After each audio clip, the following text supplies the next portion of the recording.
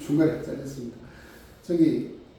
그래서 통지 의무에 최선을 다해야 되고, 그 방법으로는 조합원의 주소지를 관할하는 구청장 등에게 주민등록표의 열람 등을 요청했거나 주소에 방문해서 거주자에게 연락처를 확보하거나 과거 서면 결의서나 조합 설립 동의서 진구 시 함께 첨부되었던 전화번호 등을 통해 주소를 확인할 것을 요구하고 있습니다. 다만 120일 이내에 분양 신청 통지를 하지 않은 것, 이거는 훈시 규정으로 그 기간을 위반하였다 하더라도 분양 신청 절차가 하자가 발생한 것은 아니라는 것이 법원의 입장입니다. 마지막으로 25번. 도시정비법상 재개발 사업에 있어서 조속재결 청구 가능 시기와 조속재결 청구의 효과입니다.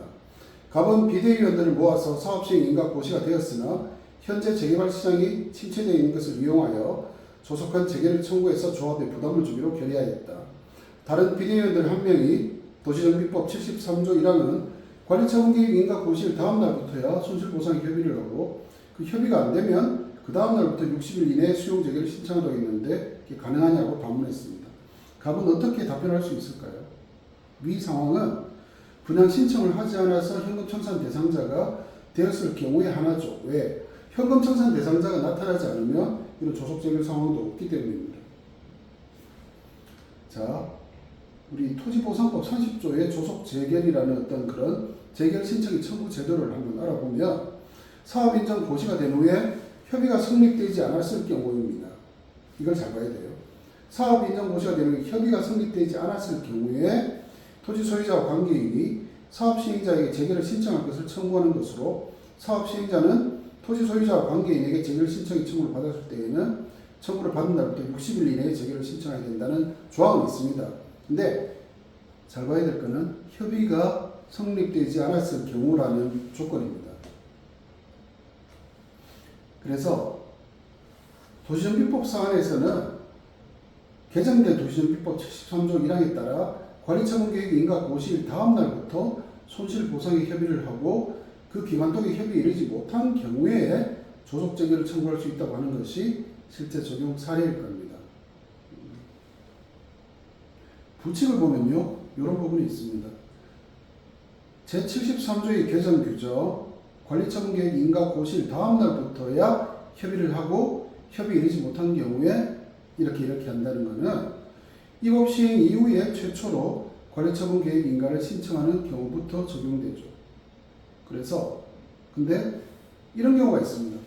토지 등 소유자가 공익사업을 위한 토지 등의 취득 및 보상에 관한 법률 30조 1항의 재결 신청을 청구한 경우에는 개정 규정에도 불구하고 종전의 규정을 적용한다라는 게 있는데, 아까도 제가 보셨겠지만 이 경우에는 협의가 성립되지 않아야 돼요.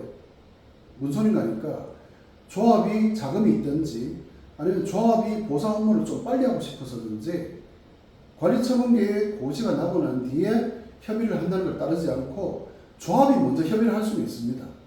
조합이 먼저 보상계획 공고하고 감정평가서 선정해가지고 빨리 현금 청산자들에 대한 현금 청산을 해버리려고 하는 경우가 있어요.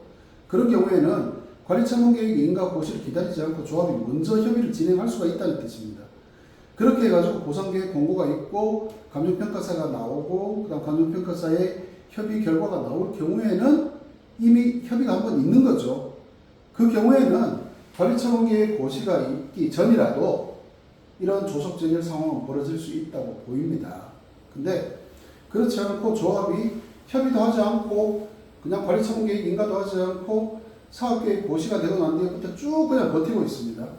그런 경우에는 야, 이거는 뭐 협의할 것도 없다.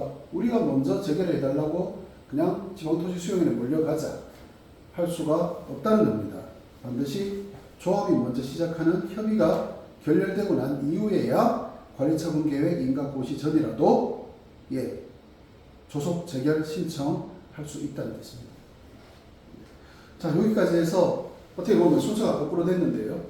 그 뒤에 26부터 50까지 하고 지금 1부터 25를 다시 재놓고 하는 제가 좀 잘못을 좀 저질렀습니다. 하여튼 죄송하고 이것도 잘 보시고 앞에서 제가 했던 26번부터 50까지 하고 이렇게 어우러져 가지고 리포트를 잘 작성하시고 제가 주중에 월화 수중에 여러분들한테 개개별로 제가 리포트 작성이 어떻게 되고 계신지 한번 전화를 해주도록 하겠습니다.